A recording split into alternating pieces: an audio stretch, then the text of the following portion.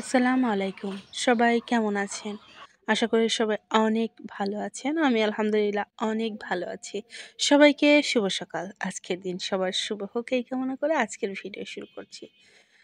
চলে আসছি প্রতিদিনের মতো মুরগিগুলোকে ছেড়ে দিতে। আজ পুরো আকাশটা একদম মেঘ করছে। এখন বাজে প্রায় 9:30।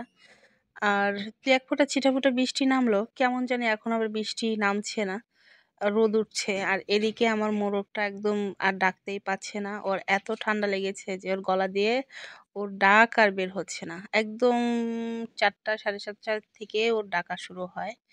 কিন্তু আজকে খুবই অসুস্থ। জানি না কি হবে এই একটাই মোরগ। আর এই মোরগের উপরেই চোখ পড়েছিল আর এখনই অসুস্থ হয়ে গেল। মোরগটা আসলেই অসুস্থ হয়ে গেছে। মানে ও ওর কাছে গেলেই কেমন জানি ঘ্যার, ঘ্যার শব্দ হচ্ছে। আর নাক দিয়ে কেমন জানি পানি বের হচ্ছে। মানে দেখে এত মায়া লাগছে। কিছুই খাচ্ছে না। মনে হচ্ছে যে এখন একটু ধরে খাইয়ে দিলে একটু ভালো হতো। তবে আরেকটু পরে ধরে ওকে খাইয়ে দেব। ওষুধও নাই যে ওষুধ খাইয়ে দেব। ওষুধটা বাজারে যেয়ে নিয়ে আসতে হবে। আর বাসায় কেউ নাই। প্রত্যেকদিন এরকম বাজারে যেতে আর ইচ্ছে করে না। রোজা থেকে বাজারে যাওয়াটা আসলে অনেক কঠিন হয়ে যায়। তারপরে বাড়িতে তো হাজার রকমের কাজ থাকে। তো এখন আম রান্নার কাছে চলে যাব। একটু সকাল, সকাল রান্না করে নিলে একটু ভালো হবে। তো গ্রামের বাড়ি থেকে আমার ননদ আসছে। আমার চাচাতো ননদ আসছে।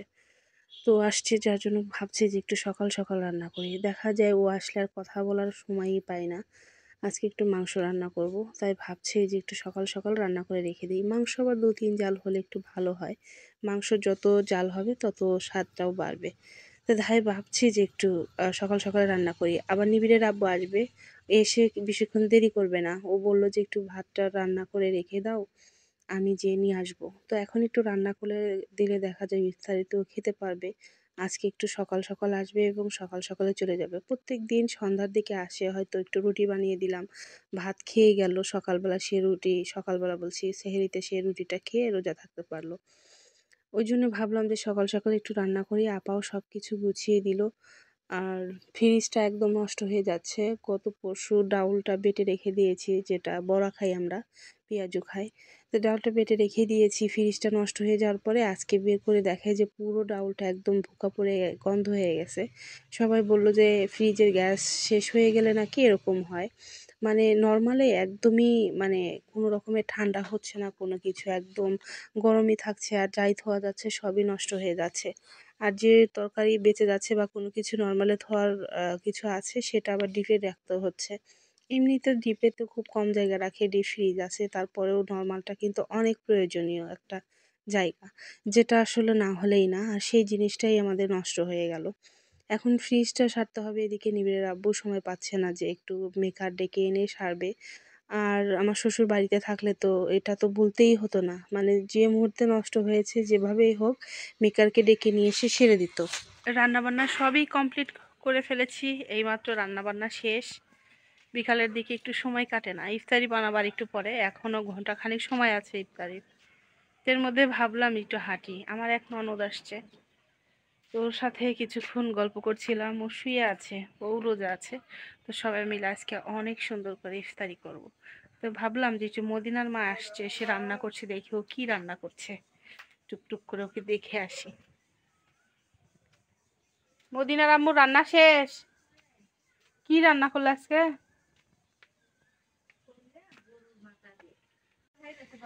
হ্যাঁ হ্যাঁ।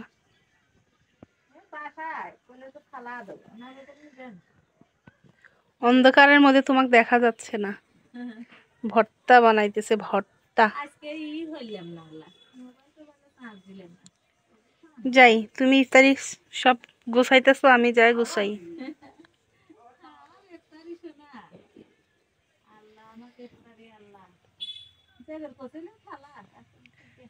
লাইট কো তোমার টর্চ ডাটাটা হারা গেছে, বুঝছেন? আপনাকে রোজ ওই করে চার্জ দিছিলাম, দিয়ে এটা এখন কি বই পড়ে গেছে নাকি, হে লাইটে আর লাইটই নষ্ট হয়েছে, চার্জ দিলে চার্জ থাকে না, নষ্ট হয়েছে, ডাটা ডো নাই।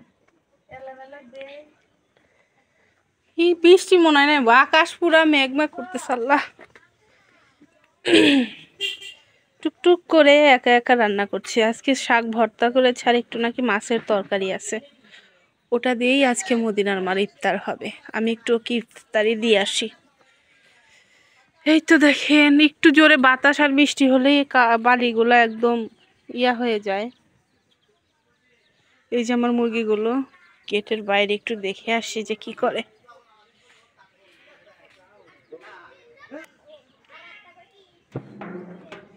কুয়াশার মতো পড়ে আছে মনে হচ্ছে। বিকাল টাইমে তো সবাই রান্না করছে, এগুলো শুধু ধোঁয়া, ওই বাড়ি ধোঁয়া বের হচ্ছে, পুরা বাড়ি রান্না হচ্ছে, ধোঁয়াতে মনে হচ্ছে কুয়াশা পড়ে গেছে।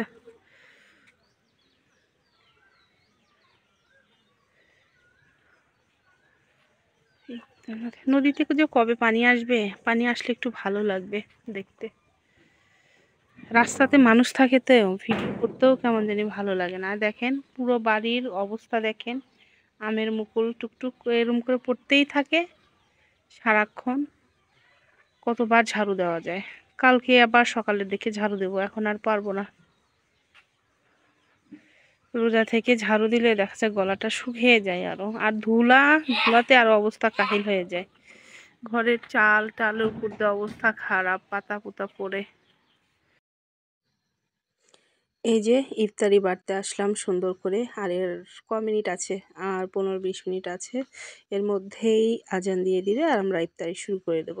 এদিকে আমার ননদ আমাকে ভিডিও করে দিচ্ছে। একজন মানুষ থাকলে একটু ভালোও হয়, বারবার বলা যায় যে একটু আমাকে ভিডিও করে দাও। আসলে তো আমার তো হেল্প করার মতো কেউ নাই। অবশ্য আমার এই ননদটা থাকলে আমাকে অনেক হেল্প করে ভিডিও করতে, ওকে বলতেই হয় না, বলবে যে ভাবি দাও আমি ভিডিও করে দেই। আমার তো অনেক ভালো লাগে এভাবে। আসলে কেউ ভিডিও করার আসলে কেউ নেই। আমার ভাগ্নিটা যদি থাকে আমার কাছে, হয়তো ওই করে দিল, আমার ভামনি। আর আর তো আমার কাছে কেউ থাকে না। আর আছি ঈদ, ঈদের শেষ হয়ে গেলেই তো আবার চলে যেতে হবে বগুড়াতে। তখন আর ভাল লাগবে না, বগুড়াতে তো একদমই থাকতে ইচ্ছে করে না, কিন্তু ছেলের জন্য তো থাকতেই হবে, আমার ছেলের জন্য। আর গ্রামে থাকতে না কার ভালো লাগে, সবকিছু টাটকা টাটকা খাওয়া, গ্রামীণ পরিবেশ সবকিছুই আসলে অনেক আনন্দদায়ক আসলে জায়গা। নিজের বাড়ি তো আর বলতেই হবে না, নিজের বাড়ি যেরকমই হোক তারপরেও কিন্তু অনেক ভালো লাগে। তো সবাই কে কে রোজা আছেন, কে কোথা থেকে আমার ভিডিও দেখছেন অবশ্যই কমেন্ট করে বলবেন। আমি তেমন একটা গুছিয়ে কথা বলতে পারি না, মনের মধ্যে যেটা আসে আসলে সেটাই বলে ফেলি। আর যারা আমার ভিডিও দেখছেন এখন পর্যন্ত লাইক দিতে ভুলে গেছেন, অবশ্যই একটা লাইক দিয়ে দিবেন। আমার একটা লাইক অনেক অনেক মূল্যবান, আপনাদের একটা লাইক পারে আমার চ্যানেলকে এগিয়ে নিয়ে যেতে অনেক সাহায্য করবে। যদি ভুলে যেয়ে থাকেন অবশ্যই একটা লাইক দিয়ে দিবেন। আর আমার ভিডিওটা যদি কোনো অংশ আপনাদের খুব ভালো লেগে থাকে তাহলে অবশ্যই আমার চ্যানেলকে সাবস্ক্রাইব করে আমার পাশেই থাকবেন। আর অবশ্যই কমেন্ট করবেন। আমি তেমন একটা ভালো ভিডিও করতে পারি না, তবে চেষ্টা করি, পরামর্শ দেওয়ার থাকলে একটু দিবেন, কারণ আমি শিখছি। নতুন বলবো না, অনেক দিন ধরে ভিডিও করছি, কিন্তু তেমন একটা ভালো যে এডিট করতে জানি সেটাও না। ফোনে যতটুকু ভাইয়ের কাছ থেকে শিখেছি আসলে ততটুকুর মধ্যেই চেষ্টা করি একটু সুন্দর করে গুছিয়ে ভিডিও করার জন্য চেষ্টা করছি। আর এই তো মোটামুটি আমার ইফতারি বা শেষ হয়ে গেছে, আর শরবতটা করে নিলেই মোটামুটি আমার হয়ে যাবে। তো বন্ধুরা, আমার সাবস্ক্রাইব আপু ভাইয়ারা অনেক দিন ধরেই, আমার পুরনো সাবস্ক্রাইবার আপু ভাইয়াদের আসলে দেখছি না। হয়তো রোজা রমজানের দিন অনেক ব্যস্ত থাকেন, সময় হচ্ছে না, তাই হয়তো আমার ভিডিও দেখার সময়ই নাই। তো যাই হোক, সবাইকে আবার ডাকছি সবাই এসো, কারণ তোমরা না থাকলে আসলে আমার ভিডিওর পূর্ণতা পায় না। তোমাদের কমেন্ট আমার চোখে না পড়লে, আমার ফোনে না আসলে আমার একটু ভালো লাগে না। মনে হয় তোমাদের সাথে কতদিন ধরে দেখা হয় না। কিন্তু আমি আমার কমেন্ট ধরে, ধরে সবার ভিডিও দেখতে চলে যাই। আবার অনেক আপু ভাইয়াদের ভিডিওই আমার ফোনে এখন নোটিফিকেশন আসে না। তারপরে খুঁজে, খুঁজে বের করে তাদের ভিডিও দেখার চেষ্টা করি এখন যতদূর সময় পাই। আর নিবিড় নাই তো, যার জন্য দেখা যাচ্ছে যে আপুদের ভিডিওটা আমার দেখা হয় এই কদিন ধরে। আর নিবিড় থাকলেও ওইভাবে সময় পাই না। বাড়ির সদস্য বেড়ে গেলে দেখা যায় কাজের চাপও অনেকটাই বেশি থাকে, সময় পাওয়া যায় না।